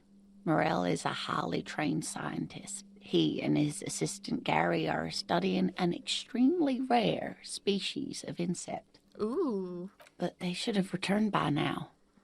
They were just going down the Oh. coast across the water lock to set a few traps. He said they'd be back on Monday. Well, that's the problem. What could be keeping them? The water lock is fucked up. That's why. The water lock, that was broken. Could this be it? Wait, who's this scary person? Do you trust him? Oh, sweetie, it's nothing like that. Huh? Gary's as loyal as they come. I trust him with my husband's life any day. Okay, the water lock to the other side of the coast is broken. They're probably just stuck over there. Oh my. What happened to the water lock? You may not believe it, but it looks like some maniac crashed his motor carriage into it. Oh, sweetie, if it weren't for you, I'd be looking forward to another sleepless night. Thank you from the bottom of my heart. Thank you both.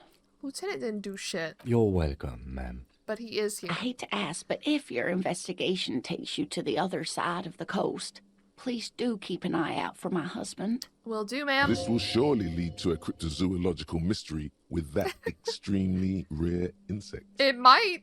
And if you see him, let him know Lena is waiting for him here at the Lena. Whirling. He gets so tangled up in his work that he may not know the water lock's been repaired. And it's cold out there. If I see him, I'll let him know you're here when or if I get there. Yeah. Oh, you're such a dear. Thank you, sweetie. I love Lena. She deserves the world. So your husband's some kind of scientist? Oh, yes. A zoologist. A cryptozoologist, to be more precise. She says with a pinch of pride. A pinch. What is cryptozoology? It's a pseudo-science that attempts to legitimize research into mythological beasts and urban legends. He sounds unimpressed. Come on. That's one opinion, yes. And people are entitled to their opinions. My apologies, ma'am. I did not mean to undermine your hobby. It's not a hobby, dear. Ooh. It's a subfield of zoology, one specializing in animal species that are so exceedingly rare that many assume them to be extinct or even fictitious. Fictitious. Searching for such species called cryptids is difficult and often thankless, and frankly, many scientists are too lazy to do it. Universities these days are rarely interested in supporting real research. Damn. Didn't we meet someone else in this game? No, I'm thinking... See, I'm playing 2 detective games at the same time. I'm playing Disco Elysium and The Mermaid Mask, if you guys seen it on my channel. There's another dude in The Mermaid Mask called the Dream Doctor who's also in a field of scientific study that quote-unquote universities don't think are real research. So I got a little confused. That's so funny. She's completely internalized her husband's struggles. They are her own. Well, you know... I feel like if you're husband and wife or, you know, just partners in marriage, for any couple, that you would support each other in all kinds of ways, even if it seems obscure to, you know, the outside eye. At least that's how I see it. And comparing it to my own relationship. Tell me more about Morello's character and your relationship. Oh dear. I'm not sure where to begin. What does your husband look like? Well... his expression is slightly grumpy. Oh, but yeah. His eyes are always bright and curious, like a small boy's. And his palms are quite coarse from all the field work, but he's quite gentle. Oh, maybe to you. Maybe he's like the soft spot for her. I love that. It's always a challenge to describe the person you know best in the world. Let's try again. If I were to meet him on the street, what would I look for? Oh, well, he's a bit shorter than you, but with a larger frame. And Okay. he has longish white hair, usually a bit uncombed. Oh. You might say wild, even. The lieutenant pulls out his notebook and begins jotting down the I love that woman's Kim takes description. everything so seriously. I love it. One other thing, he'll likely have all kinds of field gear on him, even if he's not out in the reeds, you know, just in case. How long have you been married? We'll be celebrating our 16th anniversary this autumn. Damn. Not the most 16? numerically satisfying anniversary, but I like the less obvious milestones even more somehow. Yeah. Congrats. How did the two of you meet? Via dating agency, I'm ashamed Aw. to say.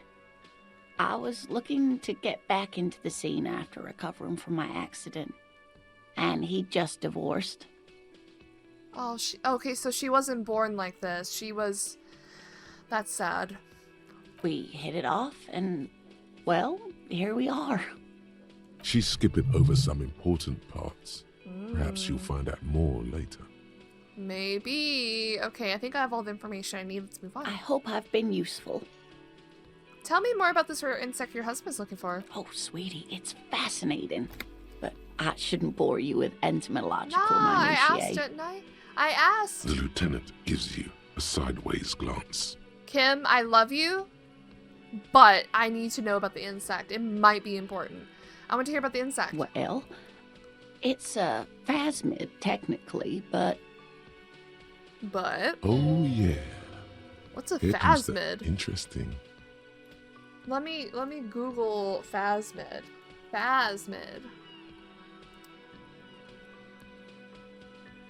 Any numerous, chiefly tropical, often wingless insects of the order Phasmidia. Elongated bodies that resemble twigs or leaves, including walking sticks and leaf insects. Oh, so they mimic flora and all that. That's really cool. Where other phasmids imitate sticks she or tells us leaves, literally. this one's a living reed. It What? disguises itself among the reeds here on the Insulindian coast. Didn't we just get a shiver about him being in the water reeds? So maybe he's in there just looking for it instead of dead, like I initially thought. Hence its name, the Insulindian phasmid. Perhaps you'll end up co-discovering the phasmid with us, officers. That would be fun. But this is why I love shivers. It kind of gives you something and you're just like, what's the context here? And now I got the context. Now I understand. Now I know where to look for him. She looks to you in the eye and nods thoughtfully. There's a touch of awe in the way she enunciated the creature's name. I knew it.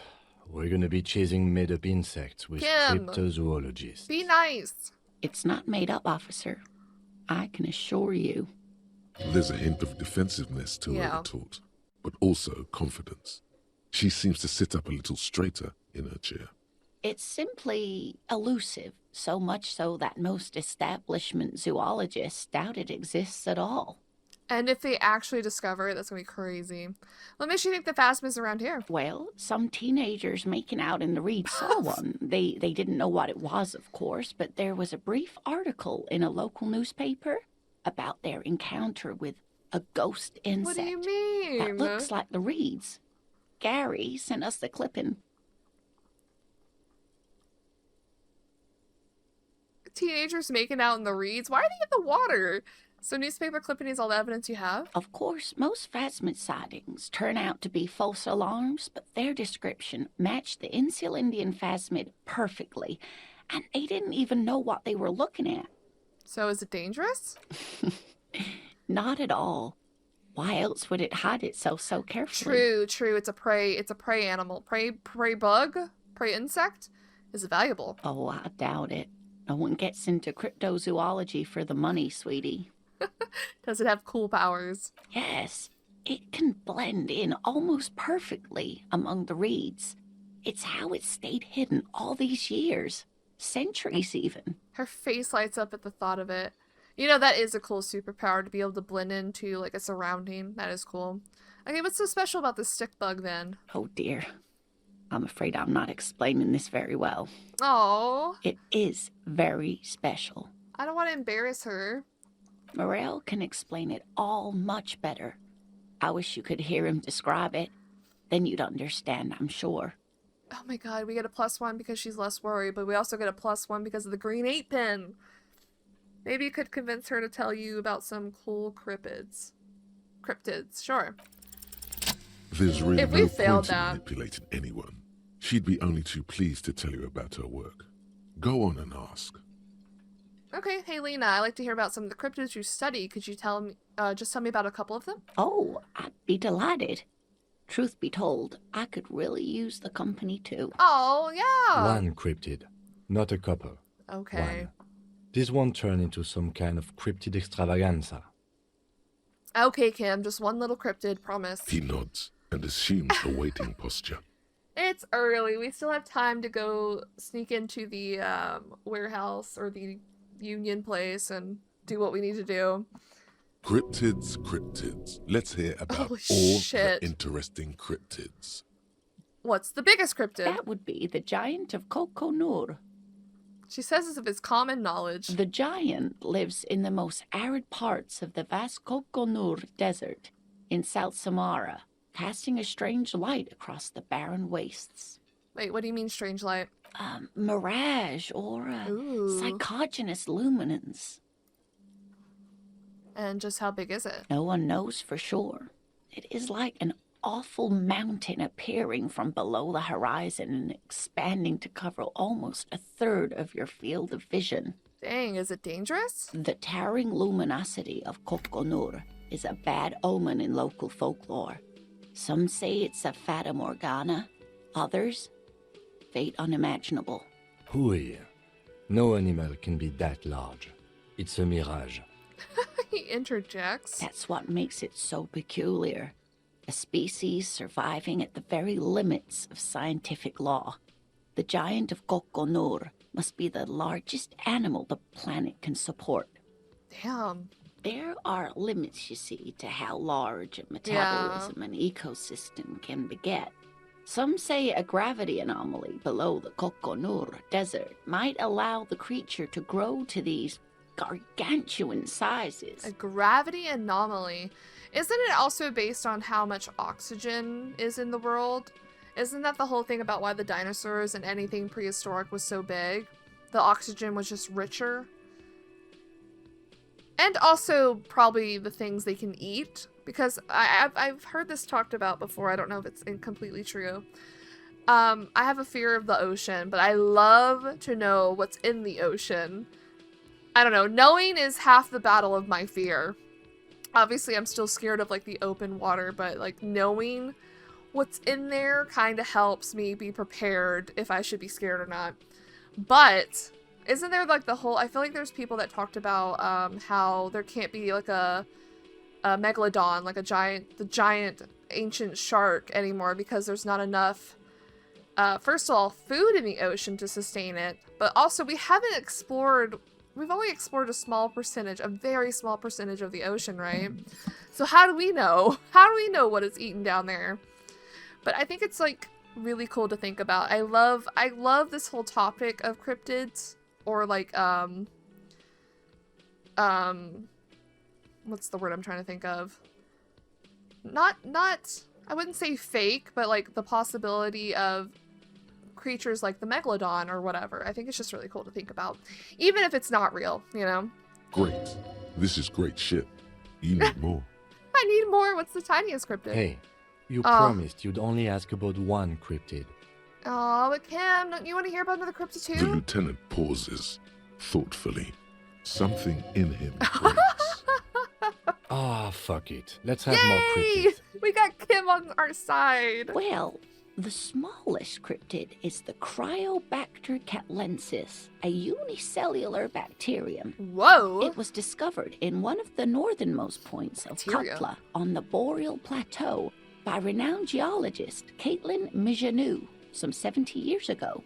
What's so special about it? Bacterial colony Mijanou found had remained alive while frozen in ice for longer than anyone could reliably estimate, certainly from before recorded history. Mijanou disappeared shortly after injecting herself with the bacteria she had brought back to study, no doubt in hopes of prolonging her own life. What? That's insane. She injected herself with it? Yes. The bacteria had survived in the ice since that's some times psycho immemorial. shit, though. It is not hard to see where she could have gotten the idea. It's actually a little hard to see. Yeah. But do go on.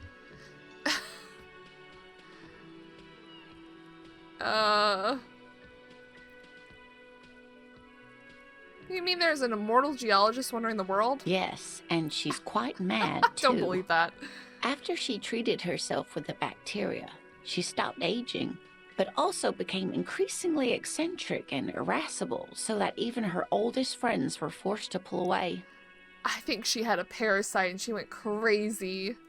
We can assume that she has been living somewhere in the wilderness for decades now, all alone except for the Cryobacter catlensis coursing through her bloodstream. She's totally dead somewhere in a ditch or something. Like, she totally died.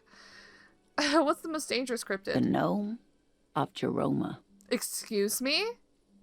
The gnome of Jeroma? That doesn't sound too bad. The gnome? Oh, it is.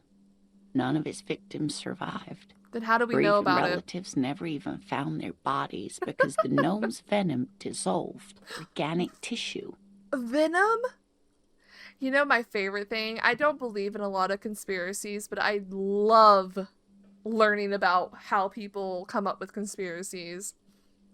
I think it's so interesting how their brains work, you know what I mean? What does this cryptid look like? It was reportedly a small creature with webbed fingers a protruding forehead and a gangly little thing. Quite scary to look at. A gnome with webbed fingers and protruding forehead and... Okay. A couple of campers found it when it was already dying. Excuse me? They heard an odd wailing in the woods and followed the sound. They were scared and wrapped it in tarpaulin to suffocate They it. tried to kill it? What the fuck? It still took the gnome of Jeroma an entire day to die. They killed it? If the body of the creature was found, why aren't there detailed illustrations of it in science textbooks, confirming the existence of this very little species? Yeah, why isn't there? Alas, the first scientist who got his hands on the creature's corpse put it in a jar of formaldehyde, thinking that would detoxify the gnome's venom. Instead, all the venom leaked out of the creature's teeth and into the surrounding liquid, dissolving the creature itself. Excuse me? A poetic end, perhaps, but a real loss for science. Nah, someone made that shit up. Is that a cryptid on the pin you gave me? Take out the pin she gave you. Yes. It's the kind green ape. Half war story, half undiscovered species in the genus Homo. The kind green ape. Half war story. What? War story? It was reported by soldiers in South Safra during the war. The kind green ape would visit bunkers during the night, healing wounded soldiers with its saliva. Wow, with its saliva? Yes. It has amazing healing qualities. Nah, I don't believe Some that. soldiers reported growing back limbs, regaining What? their sight. And there was something about an undiscovered subspecies of man? Indeed, there is. It's our closest relative among the cryptids. Same taxonomic family, different genus. Which is to say, the kind green ape is a species with which we share a common ancestor, and that evolved parallel to our own. Just like your partners. Oh, that got low-key racist. That got low-key racist. I'm pretty sure Kim is the same species as us, so just ask otherwise is stupid. I'm sorry, Lena, I'm gonna have to call you stupid for being racist.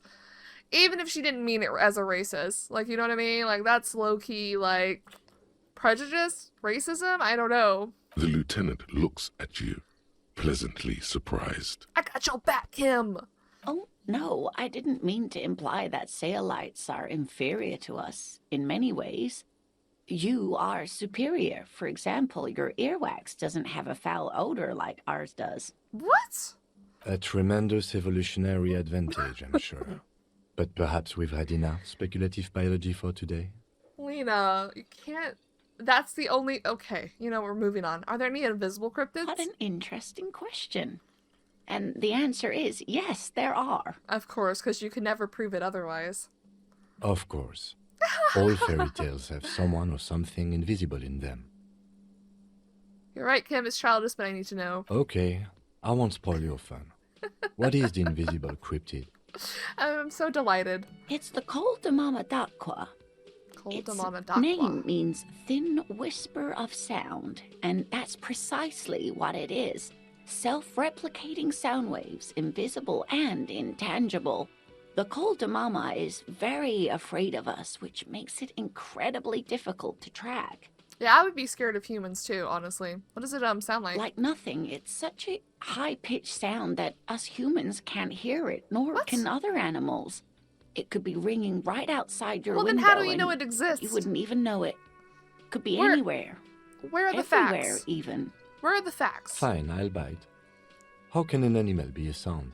Many scientists have asked the same question. Some have claimed that it isn't itself a sound, but a tiny corpuscle that emits sound waves. But there's no evidence to support this theory. Could it be here? Right now? It could be. As I said, it could be everywhere.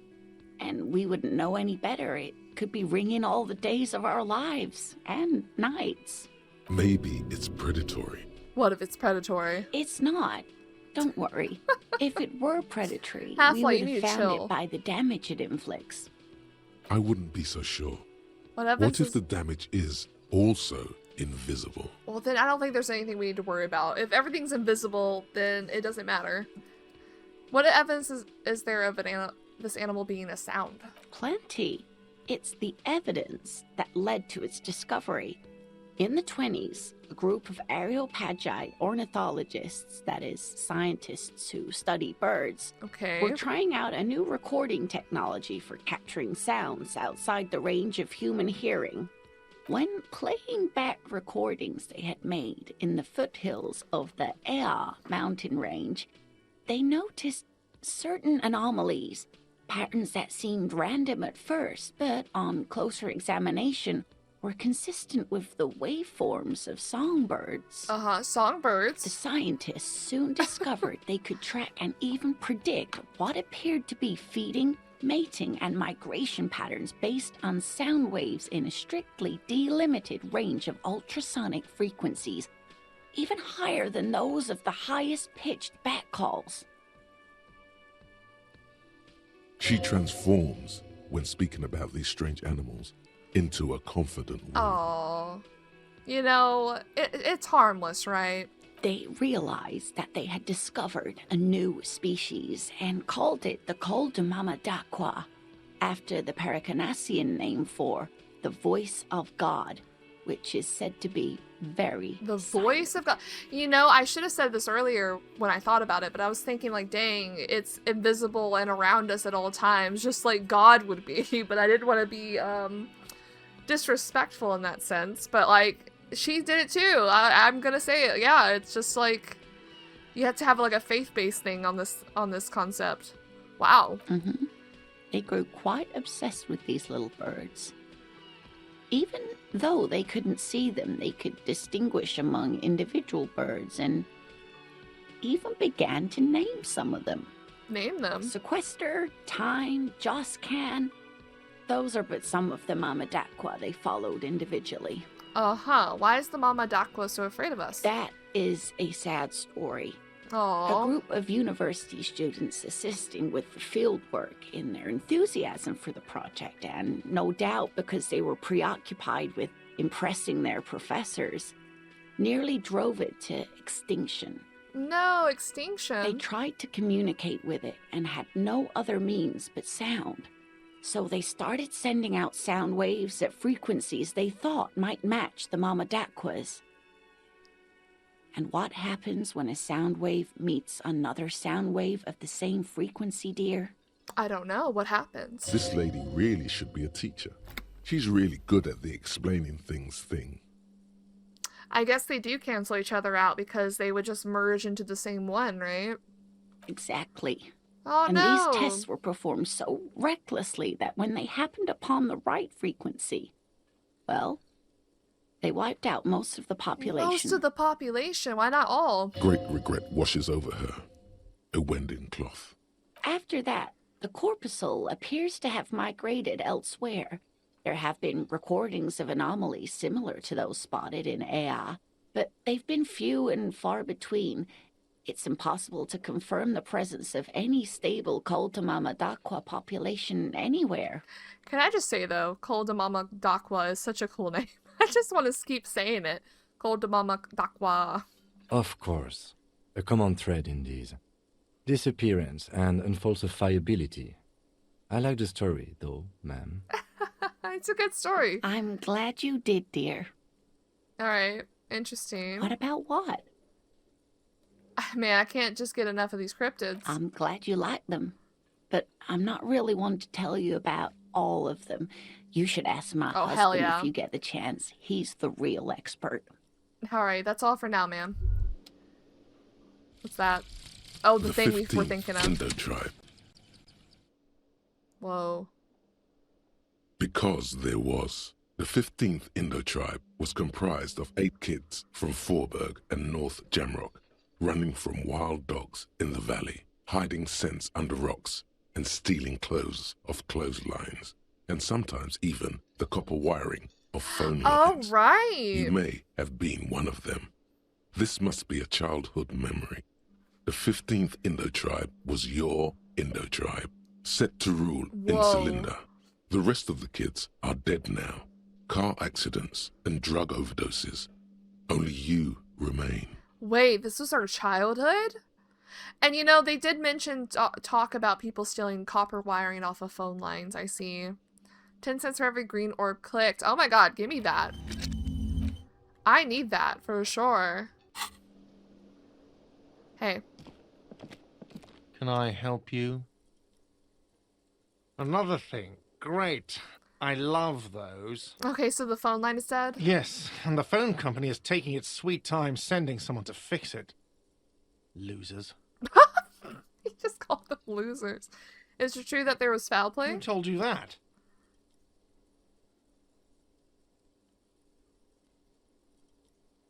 I would never disclose my sources. That would be dishonorable. Fine, yeah. It looked like someone had messed with the wiring. It was shortly after the hanging, but I don't know if it's at all related.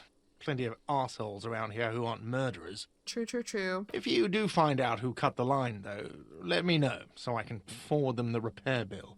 Will do. Yes? Nothing, goodbye. I think I'm going to bring this episode to a close before we dive too heavily into the day. Oh, and it's set by, day as well. We found so many tasks to do on Monday. Footprints in the dust. So we could redo that, but I don't remember what that is, I'm gonna be honest. Wow, I'm actually really loving this this game so much, honestly. So we're gonna be making money as we click on things, and we're gonna be making money from our bottle collecting as well.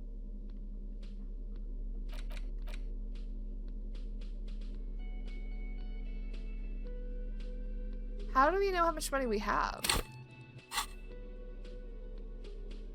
Oh, it tells us when we're out of the screen. Right there, for real.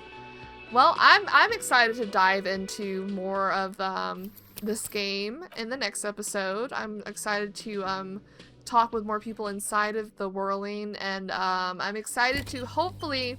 My main goal is I want to go to the bookstore, but I also want to go into the Union place to talk to. Forgot their name, but the main dude. To see what's up within there, and also so we can get the body down, so I guess we can inspect it better, like do an autopsy. Hopefully we'll get that done in the next episode, or the next day at the very least, because you know how these days go. You could spend 2 hours just talking to one dude about, like, I don't know, shoes or something, and I love it, I love it. But for now, thank you guys so much for watching, and I'll see you in the next one.